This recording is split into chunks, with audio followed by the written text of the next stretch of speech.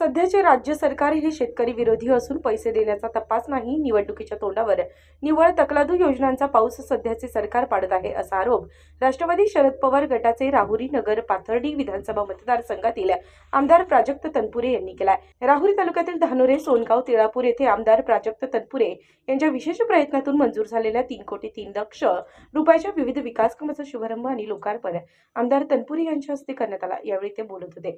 कार्यक्रमाच्या अध्यक्षस्थानी लक्ष्मण अत्रे हे होते, तर सागर डुकरे, चंद्रभान अत्रे, गणेश हार्दे, सूर्यभान शिंदे, पोपट दिघे, शिवाजी आनप, आकाश पडघमल, संजय कडू, अमोल दिघे यांच्यासह पंचक्रोशीतील ग्रामस्थ मोठ्या संख्येने उपस्थित होते। आमदार तनपुरे यांनी सांगितलं की शेतमालाला भाव नाही, 1 रुपया पीक विमा उतरवला नाही, त्यामध्येही काही शेतकऱ्यांना पैसे मिळाले तर काहींना मिळालेच नाही। अनेक ठेकेदारांची कोट्यावधी रुपयांची बिले देणे बाकी आहे।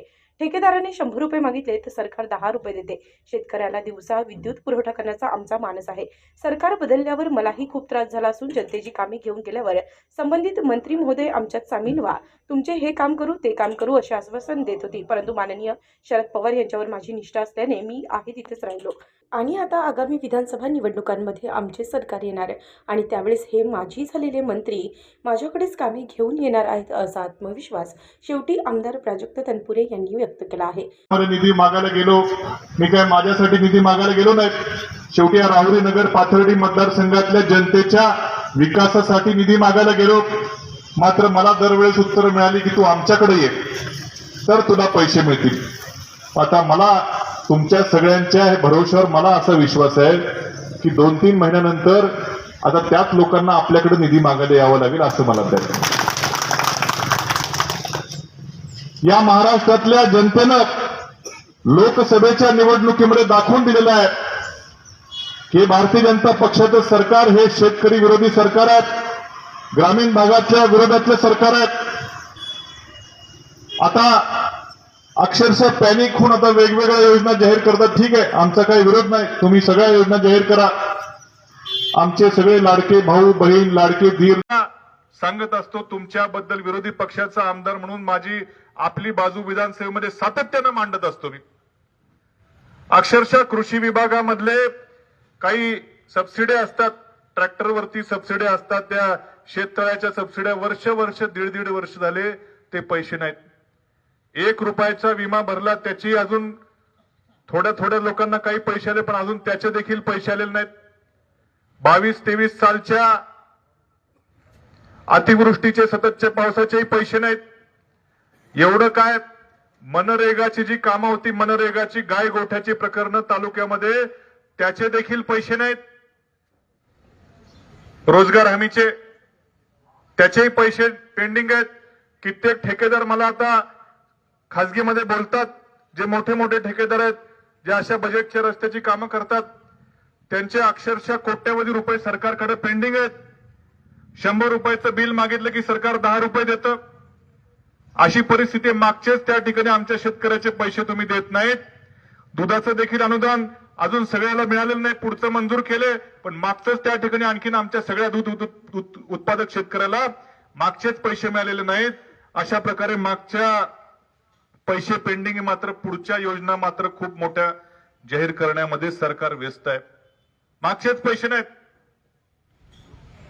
आणि म्हणून सगळे आमचे लाडके भाऊ, जावई, बहिणी काय अजून असतील, यांनी ही गोष्ट लक्षात घ्यावी की नेमकं सरकार आता हे निवडणूक आल्यावरती उदार झालेलं सरकार आहे, पण मात्र त्याच्या अगोदरची सरकारची भूमिका आपण लक्षात घ्या। अक्षरशः ग्रामीण भागाला वेठीस धरण्याचं काम या सरकारनं केलंय।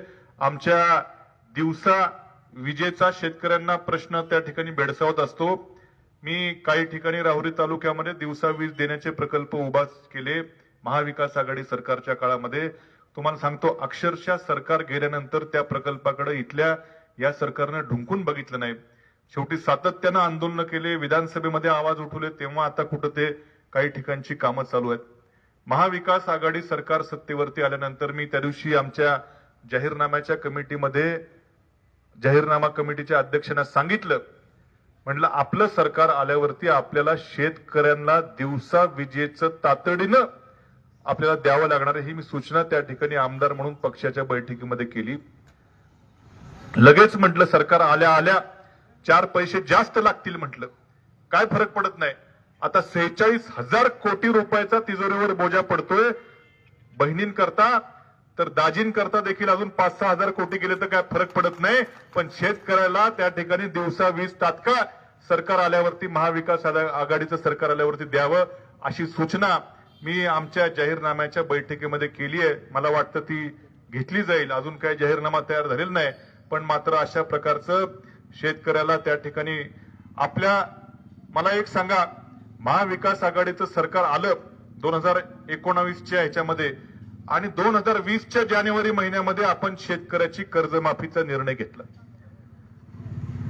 कुठलं आंदोलन नाही, काय नाही, कारण आम्ही शेतकऱ्याचा भावना जाणणारं महाविकास आघाडीचं सरकार होतं. आल्या आल्या निर्णय घेतला की कर्जमाफी शेतकऱ्याची. निवडणुकीच्या तोंडावर नाही घेतला.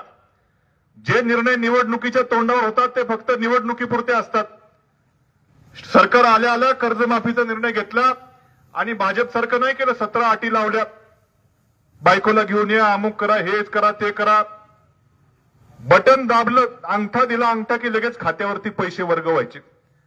अशा पद्धतीची कर्जमाफी महाविकास आघाडी सरकारनं दिली. उत्तर महाराष्ट्र न्यूज नेटवर्कसाठी जालिंदर ढोकणे, राहुरी.